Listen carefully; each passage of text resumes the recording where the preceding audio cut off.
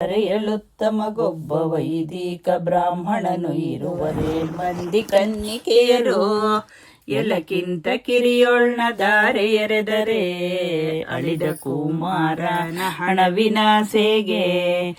ಆಮೇಲೆ ಪಿತೃಗಳು ಅತಿ ದುಃಖದಿಂದಲೇ ಆರುಣ್ಯದೊಳಗಿಬ್ಬರೀರ್ವರೆಂದು ಬೋರೆಂಬ ಕಾರ್ಮಾಳ ಎದುರಾಗಿ ಬರುತ್ತಿರಲು ಹಾರಿಸುತ್ತಲೇ ತೆರಳಿದವು ಅನುಲಾಯಕ.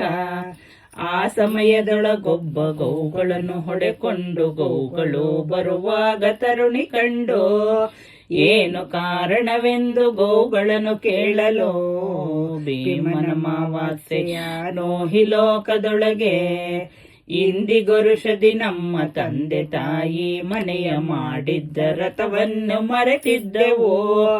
ಇಂದು ಗೌಗಳು ಬಂದು ನೆನಪು ಮಾಡಿದರೆಂದು ಅಂಗನೇ ಮನದಿ ಹರ್ಷದಿಂದಿದ್ದಳು.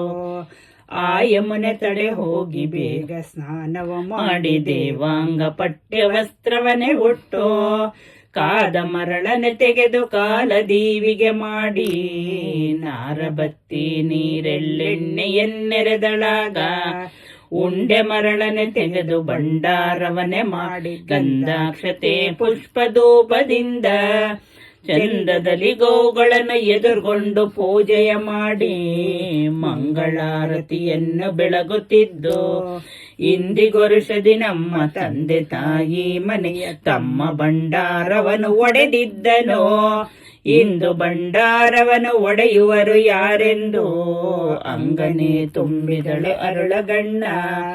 ಆ ಮಾತ ಕೇಳುತ್ತ ಪಾರ್ವತಿ ಪರಮೇಶ್ವರರು ತಾವಾಗಿ ಬಂದು ಬಾಗಿಲಲ್ಲಿ ನಿಂದು ಮಾಣಿಕ್ಯದ ಕೊಡಲಿಗಳ ಪಿಡಿದು ಭಾಗವ ಮಾಡಿ ತಾವಾಗಿ ಹಂಚಿದರು ಅತ್ತಿಯಿಂದ.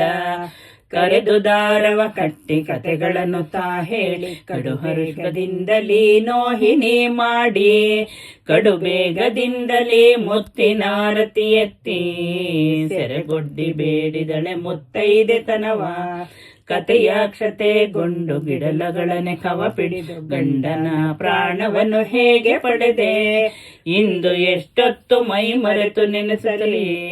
ಕಾರುಣ್ಯ ಸಾಗರ ಎದ್ದು ಕುಳಿತ ಎದುರಲಿದ್ದ ಮಗನ ತೊಡೆಯ ಮೇಲೇರಿಸಿಕೊಂಡು ಮಗ ನಿನ್ನ ಪ್ರಾಣವನ್ನು ಪಡೆದರ್ಯಾರೋ ಮರಳಿ ನಾನೇನರಿಯ ಸೊಸೆಯನು ಕೇಳುತ್ತಾ ಜನನಿಯ ಶ್ರೀಪಾದ ಕರೆದಳಾಗ ಬಾರಮ್ಮ ಸೊಸೆ ಎಂದು ಬಾಳೈಸಿ ತೊಡೆಯಲಿಟ್ಟು ಗಂಡನ ಪ್ರಾಣವನ್ನು ಹೇಗೆ ಪಡೆದೆ.